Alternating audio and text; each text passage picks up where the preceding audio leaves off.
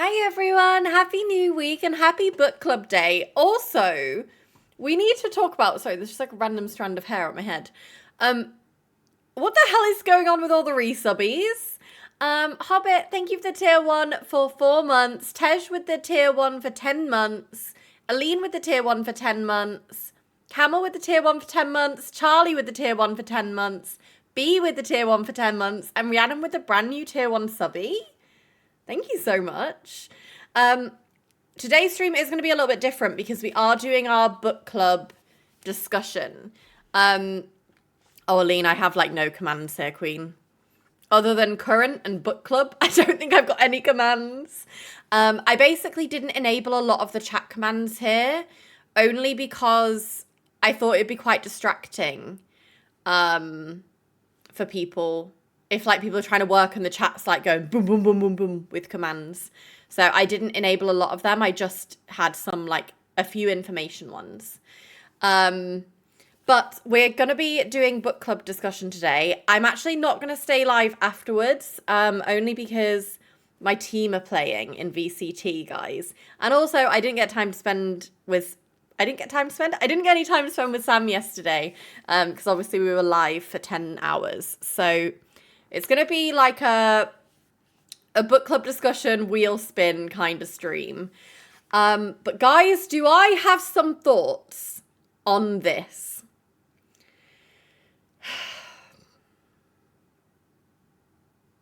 Camel, I don't even know if it's going to be quick because I have a list of things I want to say. So, some of you might remember yesterday's stream, I was like 60% through, and I was like, oh, it's not that bad, guys. I've done a complete fucking 180. I hate it. Adele, thank you for the Prime for 8 months. I'm sorry, I have 8 pages of notes. Okay, we're gonna get into all of it. And Spike with the tier 1 for 10 months as well. Thank you so much. No, Teresa, not blaming you at all. And honestly, I've said this before. I think, honestly, reading books that I'm not a huge fan of is sometimes quite fun for book club because it gives you more to talk about. Like, when it's a book we've all, like, universally loved, the discussion only lasts, like, 5 minutes because we're all just like, oh, yeah, really enjoyed that. Crickets. But I actually have lots to say about this. First of all... What did everyone rate this? I will preface this by saying this is no hate to the author whatsoever. I was not the target audience for this book.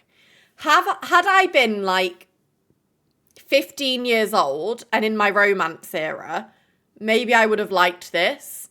As an adult reading this, as an adult who doesn't really read romance, and to be honest, I have enjoyed some romance books, and I also enjoyed Icebreaker, which is a hockey romance.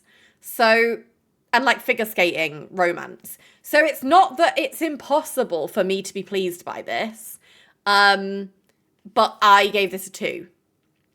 Okay, let's see what everyone else thought. 3, a generous 2 stars, a generous 2 stars, a 2.25, 2.5, 2.5 thinking about 2, 2 stars, and I was so kind. Yeah. I mean, I didn't rate this a 1 purely because it didn't traumatize me in the way that, like, Haunting Adeline traumatized me. But there's a lot of things I had issue with this. Laurie, thank you for the tier 1 for 10 months. This is my intro to romance. Kennedy, this was a bad example, I fear. It wasn't 1 because it wasn't Fallen Gods, and you know what? You're so right for that. So the first thing on my list, guys, and let me know if you agreed or disagreed, I hated the FMC. Like, she was the most self-centered girl I have ever read. And, like, I can appreciate a villain character. I can appreciate, like, a self-centered character if they're supposed to, like, if they acknowledge they're self-centered, if it's, like, their whole thing, right? She's painted as a nice girl, but actually she's really self-centered. Thank you for the hype train, everyone. Sorry, I'm just opening the chest. That That's iconic. That's such a cool emote. Sorry, distracted. She was really self-centered. The whole world revolved around her. But actually, throughout the whole book, she's like, no, I'm like the savior of my whole family. Like, everyone should love me. Like, do you know what I mean? Like, she was the villain in this story. She is the villain. I actually think her sister was less of a villain than her, and I will explain. I will get to that.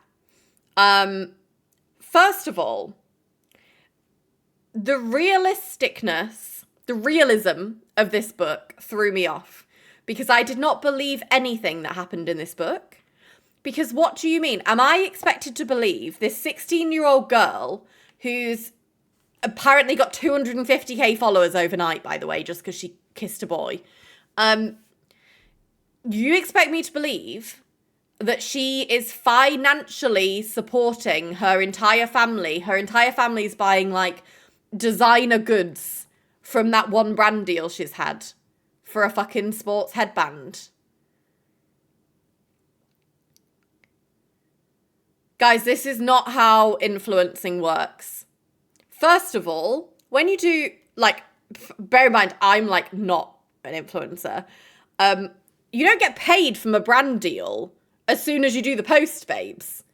So how are you posting a pic in your headband and then the next day you're buying your sister a fucking Gucci shoes or whatever the fuck it was? Like, I don't believe it. I don't believe what you're selling me here. I feel like if they were going to go down the influencer route, guys, the author should have probably done some research into like how influencing works and how like brand deals works, because that was really confusing for me. Also, like, how the fuck did she gain so many followers so fast? Like, I know there are people who go viral and they gain followers quick. You're telling me she got 250k on Instagram in a day because she had chemistry with a boy. This 16-year-old girl rose to worldwide fame to where people are noticing her in the street because she has chemistry with a boy?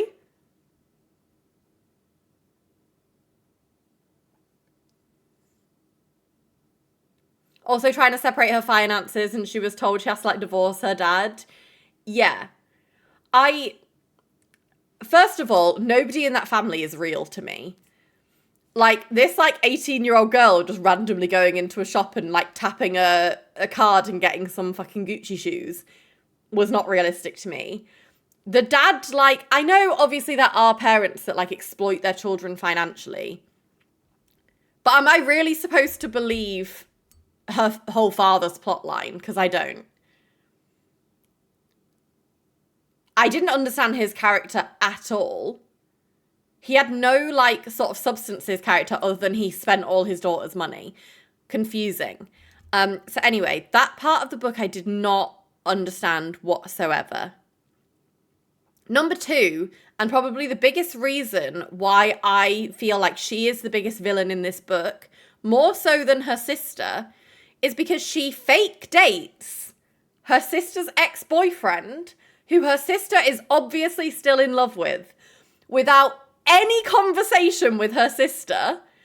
So imagine you're the sister, right? Like, let's just put this logically.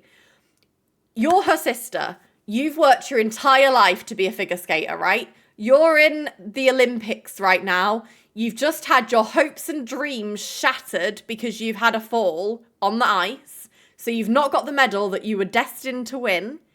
You come home and your sister is in a relationship with your ex-boyfriend. Okay, maybe it wasn't ex-boyfriend, but like exes. They had a history and it was very clear that you were still in love with him. Fucking imagine how she felt. Whatever villain arc she had, fucking valid from her. Fucking valid. Adriana is the villain for that. Imagine doing that to your fucking, like, your kin. Your sibling, your sister, whether you get on or not. Imagine fucking doing that. Like, she could have had a conversation privately and been like, hey, this is like a hoax so that I can make money to support the family. Like, have your sister in on it, girl. Because you dating your sister's ex with no... Imagine being the sister. Imagine being the sister. Sorry, whatever villain era she had, it was warranted. Okay, the other reason why she's a villain... I've got a list of reasons why she's a villain, guys. She intentionally leads on Brayden. There was in no way, shape, or form she did not know that Brayden was in love with her. I could tell Brayden was in love with her from page 2. So how could she? She's talking about how like Freddie doesn't see like the Emily or whatever the fuck her name was. How he couldn't see that she loved him. You spent Riley, yeah. She was like, oh, how can Freddie not see that Riley is in love with him? But she spends every day with this man. This boy. Hi, Kirst. This boy. And apparently it's unclear how he feels about her. Even though he tries to tell her like 10 different times and she just shuts him up. He even asks her on a date before they go to Paris. And she's like, oh, I thought he was just kidding. Haha. You led him on because you wanted the money. Villain.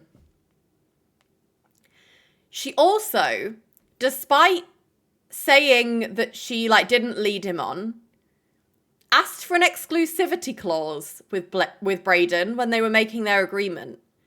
If you don't want him, why does it matter if he gets with someone else? As long as it's private and it's not like in a public place, why does it matter to you if Brayden's getting a little bit of puss from somewhere else? Why? If you feel nothing for Brayden, why are you putting in an exclusivity clause? And that goes back to my last point about leading him on. Anyway.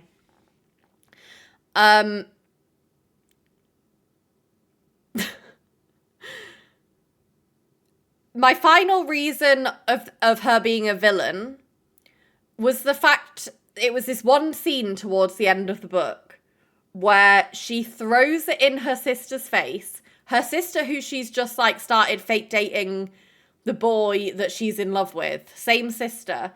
She throws it in her face that she just won a gold medal after her sister just went to the Olympics and lost. Do you know how foul and vicious you have to be to do that?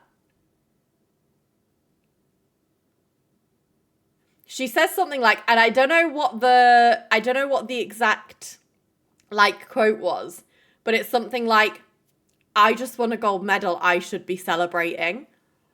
Bitch, your sister just lost her whole like hopes and dreams.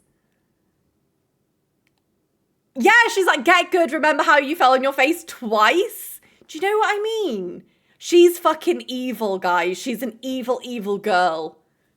Like, she's not a girl's girl. Oh, actually, I've thought of another reason why she's a villain, guys. This wasn't even on my list. She fucking kisses her best friend's crush.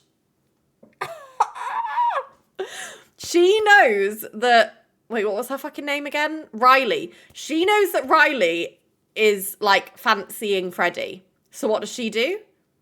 She kisses Freddie.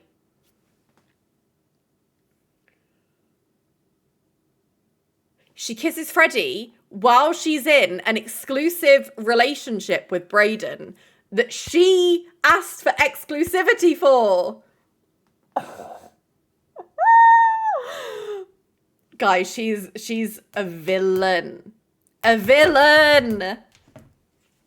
Okay, does anyone else have anything to say on her villain, on how she is a villain? Because that's my list for the villain era. But actually, she's just a hideous human being. Hi Liv, thank you for the tier 1 for 10 months. And hi Chana, thank you for the first time chat. My favourite ever book is probably Empire of Storms. Empire of Storms or Spark of the Everflame.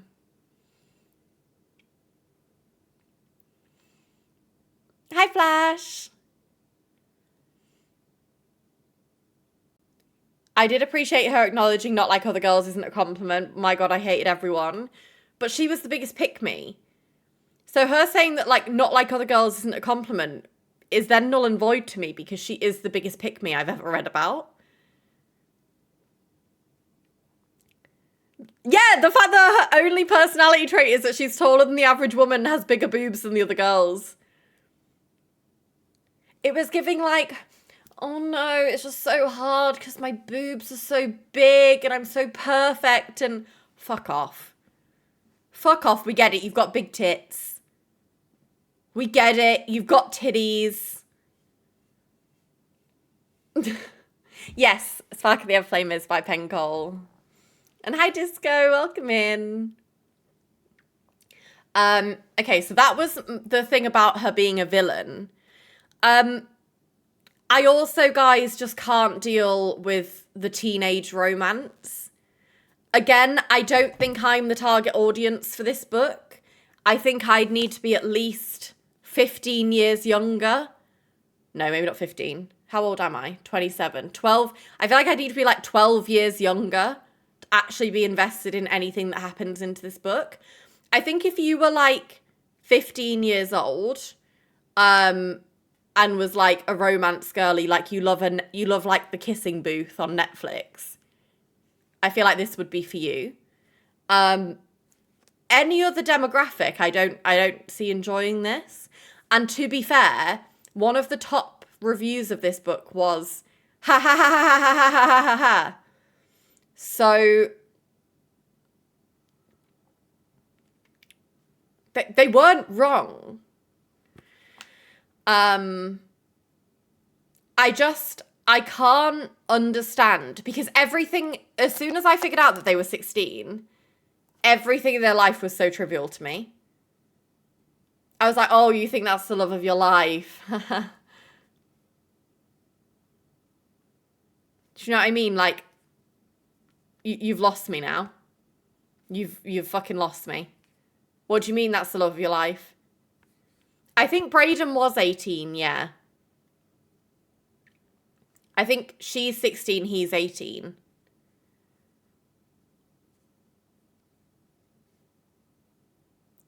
The show is supposedly changing the ending. But changing the ending isn't going to fix the fact that the book was bad. And that the character was bad. Maybe they've, like, written her differently in the show. But if she is anything like she is in the book, she is fucking insufferable. Like, oh no, my titties are so big. Oh, I'm so good at ice dance. All the boys fancy me. Oh no. Oh, I make so much money from my brand deals. Oh. Do you know what I mean? Literally doing all this and hurting 3 people in the process for her and Freddie to probably break up in a couple of years. Yeah. Exactly. The other thing that I didn't understand is if you're going to put a fake dating trope into a book, surely she ends up with the person she's fake dating. The whole point of the fake dating trope is that they pretend to date and then they catch feelings for each other. But they fake dated and she ended up with another boy who, granted, they had history, whatever. She had no chemistry with that boy through the whole book. Like, not a single... Like, they didn't even look at each other. So you're telling me you've done this whole fake dating trope only for her to go get with someone else? Like, 75%... In fact, I think it was more than that. I think it was like 80% through the book. And suddenly, guys, after Freddie has said 5 words this whole book, suddenly he's fucking Shakespeare and he's wrote her a novel and put it under a hotel room door. Apparently he's been fucking Shakespeare this whole time and has so much to say. Boy said 3 words for the whole book. But now she's got a 6-page love letter. Brother. Also, I read on Kindle, I don't know if it was in the physical book, did anyone read the bonus chapter? Like the Freddie POV? To be fair, I've never seen Freddie and Shakespeare in the same room. The Freddie POV was the cringiest shit I've ever read. Like, babes, I don't care about you. I will never feel sorry for the man, guys, in a novel. I will never. But I did actually feel a bit sorry for Brayden. Because the way she spoke about him was actually fucking low-key rude. She basically was just like, oh yeah, you sleep with loads of girls. Like, she spoke about him like he was trash. And like, I actually am glad that he clapped back a bit towards the end. And he goes, every time I went to a party, I invited you and you turned me down every time. Like,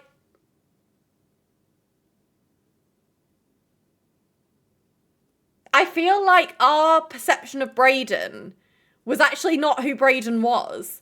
I think she just reduced him to his body. Hi, Alice. Welcome in. Oh, Kim, I gave it a 2. 2 is probably quite kind. Hi, good night, Moon. Hi, Alice. Brayden was far too kind to her.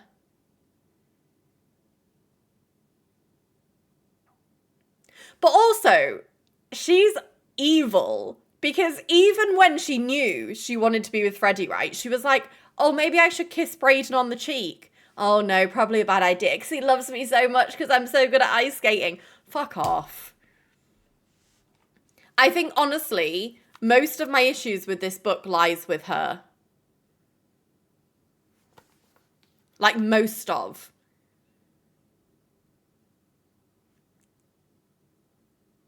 If she was more, like, tolerable. Hobbit, I didn't particularly like Brayden, but I think I felt sorry for him in this book. I do feel like I felt a bit of pity. Because he really was just used. Well, guys, if we get a flop this month, I'm cooked because this month, it's my birthday month. So we're doing a book from my TBR. And I will say, pretty much all of my books on my TBR are minimum 4-star on Goodreads. Some of them are like 4.2 and up. So fingers crossed we get a good one, because if not, I will never show my face here again. I participated this month. This sounds horrible. It was not great, I'll be honest. So Goodnight Moon, we just finished our book club, which was Finding Her Edge. It's just been made into a Netflix show. I am also reading, which is great actually. I'm only 4 chapters in of book 2, but I'm really enjoying it. I'm reading the Shepherd King duology. I finished One Dark Window at the weekend, and I'm now reading Two Twisted Crowns. And I'm enjoying it so far. I am only like 6% in. I started it on my way home from work. But yeah, if you were looking for a recommendation, Finding Her Edge is not it. Okay. Yeah, Kirst, if you want to go into the book discussions. Oh, no, book recommendation, sorry. Kirst, I actually put that one in, so I'll just put one of my other ones in and you can have that one. I'll find another one. If I know what I want to put in. I'm putting The Night and the Moth in. Okay.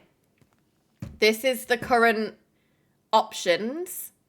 So basically, guys, normally we do a wheel spin for genre. For anyone who's new, we do a wheel spin for genre. And then we do like suggestions for that genre. Because it's my birthday month, and I have to take a leaf out of Adriana Russo's book and be a bit self-centered, I thought we could do... I thought for my birthday, we could do a book from my TBR. So chat have still picked books from my TBR. However, these are all from my TBR. So unfortunately, this month is all about me. There is some variety in here, though. There's a lot of fantasy, don't get me wrong, but there is some mystery thriller vibes in here too.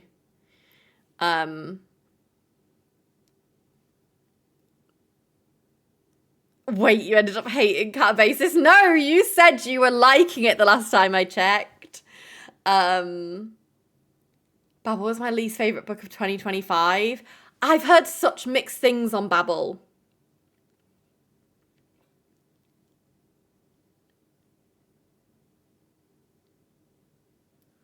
Guys, no shitting on my TBR. Okay, wait, let me shuffle. The Night Circus I have actually read when I was like a teenager, and I really want to reread it. So that's why that's back on my TBR. I haven't read it in a good decade. Some of these, well, actually most of these I've been like looking through I've like looked through the description, I've checked reviews, I've looked on Book Talk. So like a lot of them are quite well rated. But we'll see. If we have another, guys, we can't have another book club book that we all hate. Like, what do we even do? Okay, guys, if... No, Finding Her Edge was really badly rated. Like, the first review was 1 star, ha ha ha ha ha ha. But we decided to keep it for the plot. If the book club book this month flops... Next month, we're doing a category called 4.5 star review on Goodreads or up. Because then surely, if a book is 4.5 and up, it must be good. Surely. Hobbit, isn't this like 3.7, Finding Her Edge? I feel like maybe.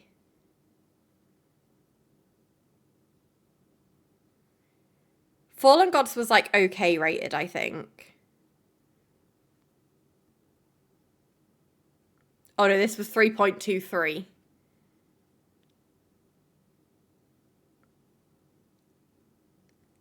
Well, Camel, that's valid. But also, like, we need to do something. If we get another flop, I would like to hope that I've picked good books, guys.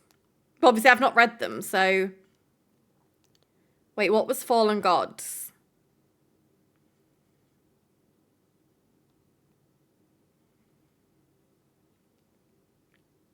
Fallen Gods was 3.66, Hobbit. You're playing a dangerous game. Okay. The genre is my TBR because it's my birthday month. Hobbit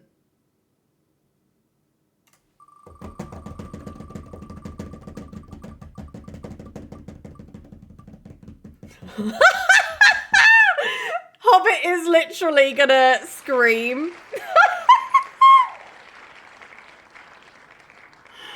Hobbit said, please don't let it be Babel. Hobbit said, please don't let it be Babel. Guys,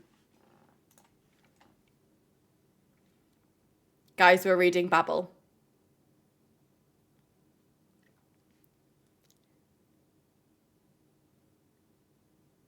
So good night. Okay, I was about to say, yeah, this month maybe, because we'll be doing... Wait, how long is it? Because I can maybe give a little bit longer if it's long.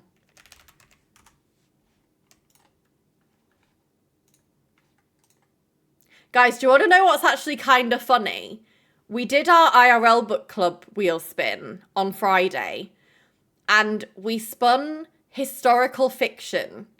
And I put Babel in because on the Goodreads thing it says historical fantasy, and it didn't get chosen. So I feel like I manifested this, low-key. Most people do like it though, so I don't think it'll be a stinker for all of you. What book did win? I'd not heard of it before. It's quite a short one as well. We're reading...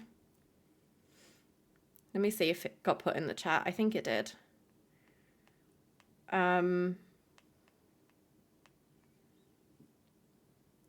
Also, how many pages is Babel? Oh, it's 544 pages. I feel like that's okay for like our normal length book club. Like, it's not exceptionally long.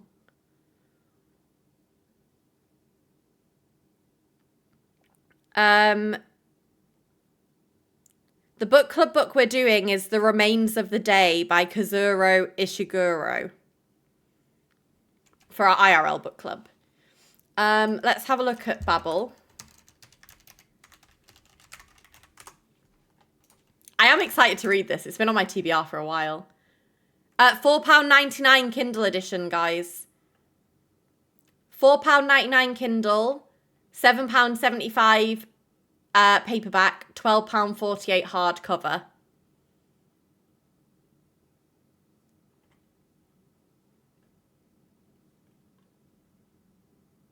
So it's not super, super spenny. I think it's been out for a while, so I don't think it's going to be...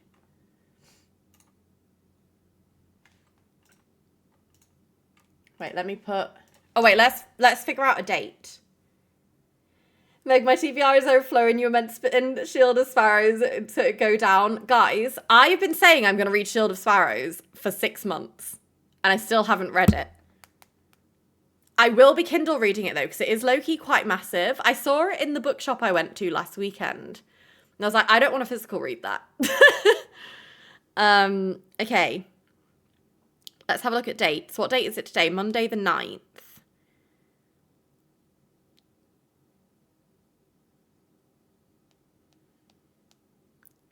Sunday the 5th? Oh, that's Easter Sunday, though. Is Easter... Okay.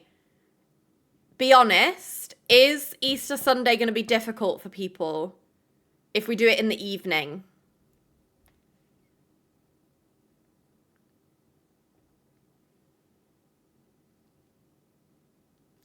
Or maybe we could do the 4th.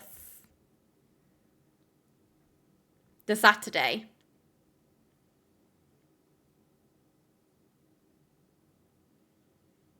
If everyone can do Easter Sunday evening, we can do Easter Sunday evening.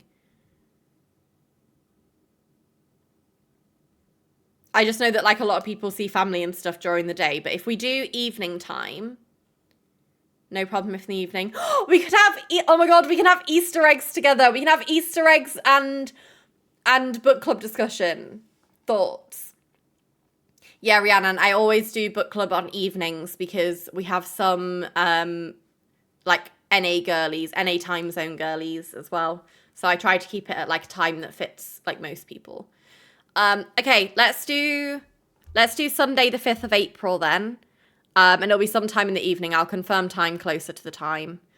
But it'll be like later in the evening. We'll do maybe like 8 p.m.-ish, but again, we'll confirm closer to the time. So that gives 1, 2, 3, 4 weeks. 4 weeks for Babel. Let me put at Bookworm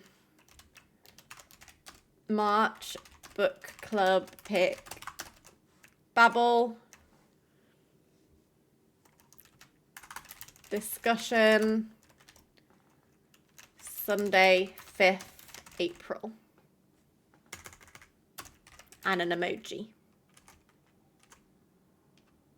Slay. Okay. I'm gonna... Oh, wait, yeah, Hobbit, if you can you try and, like, remember your thoughts on it so that when we discuss it, you can still, like, get involved? Like, make notes of, like, if you find your rants. Because I am interested with a book that is so... Like, this has a 4.14 reviews on Goodreads.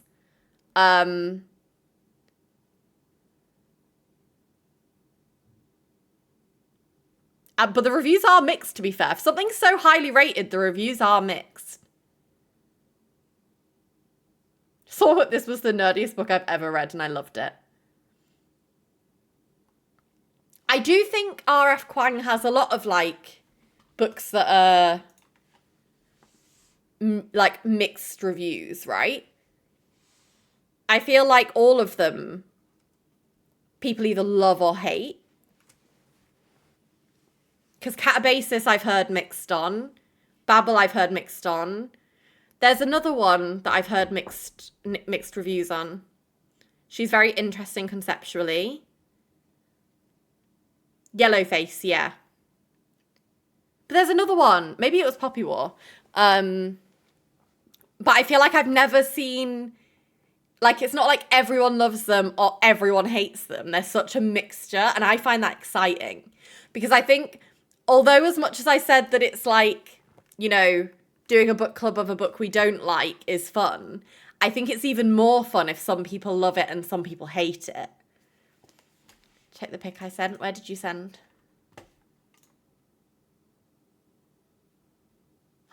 It was your cake! Wait.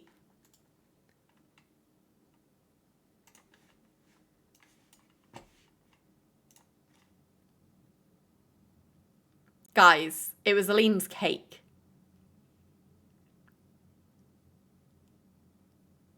So we've got someone in chat who it was their birthday cake, and we've got someone who hates it. This is gonna be the month, guys. That is a good fucking discussion.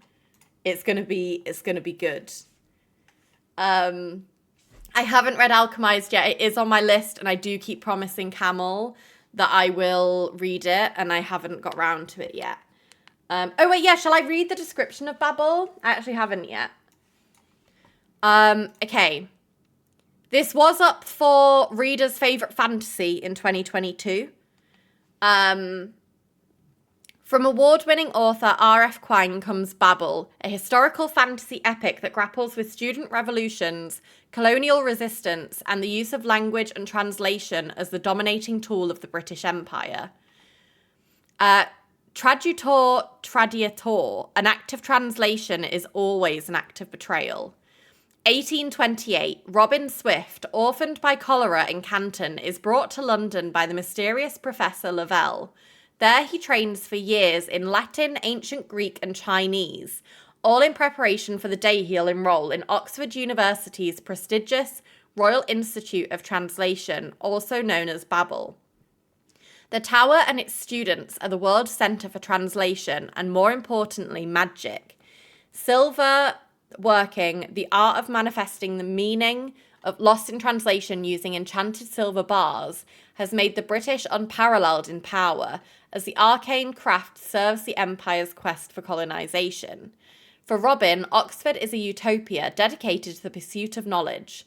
But knowledge obeys power, and as a Chinese boy raised in Britain, Robin realises serving Babel means betraying his motherland. As his studies progress, Robin can find himself caught between Babel and the shadowy Hermes Society, an organisation dedicated to stopping the imperial expansion. When Britain pursues an unjust war with China over silver and opium, Robin must decide. Can powerful institutions be changed from within, or does revolution always require violence? Fun. This is a fun concept for a book.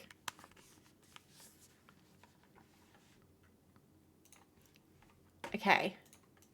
Guys, we are going to end there because I don't know if it started yet, but it will be soon if not.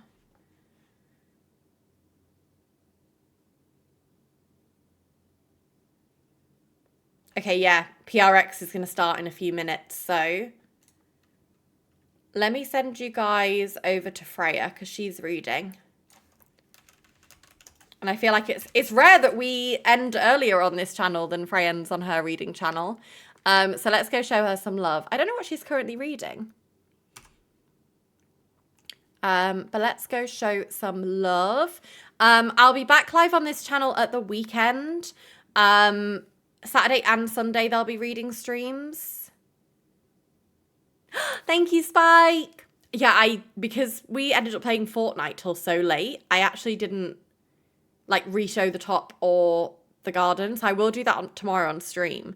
But having a picture of it is also nice to have. But yes, go show some love to Freya. I'll be live on the main stream tomorrow, and back here on Saturday. So I shall see you guys tomorrow. Have a lovely rest of your evening and go show some love to Freya. Mwah. Goodbye.